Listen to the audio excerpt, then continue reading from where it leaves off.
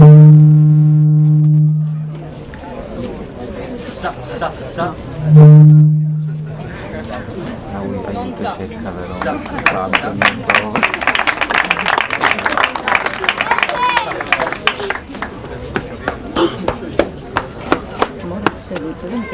Non sa. Sa.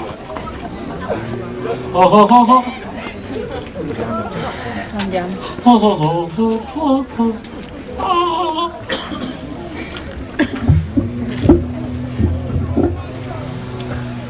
Era d'agosto e un povero uccelletto,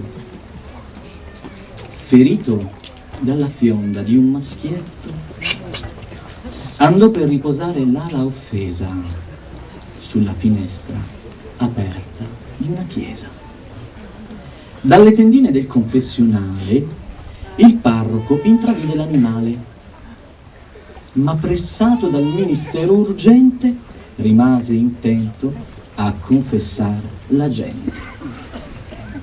Mentre in ginocchio alcuni, altri a sedere, dicevano ai fedeli le preghiere, una donna, notato l'uccelletto, lo prese al carro e se lo mise al petto.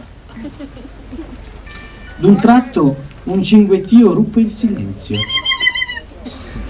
e il prete a quel rumore il ruolo abbandonò di confessore e scuro in viso peggio della pece s'arrampicò sul pulpito e poi fece: fratelli, chi ha l'uccello per favore esca fuori dal tempio del Signore.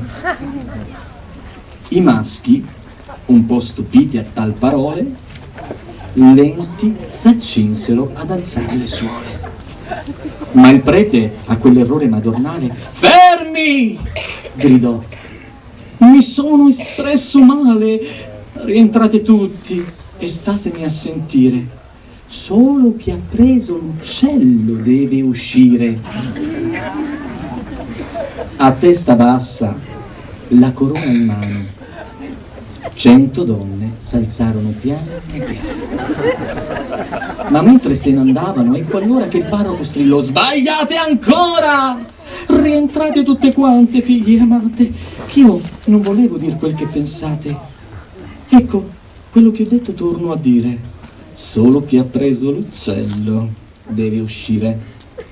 A me rivolgo non ci sia sorpresa, soltanto a chi l'uccello ha preso in chiesa. Finì la frase e nello stesso istante le monache s'alzarono tutte quante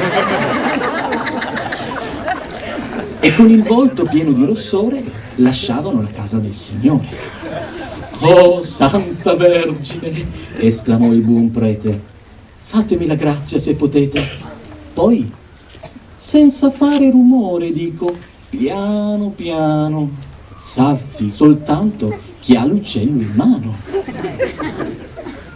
Una ragazza che col fidanzato s'era messa in un angolo appartato, sommessa mormorò con viso smorto: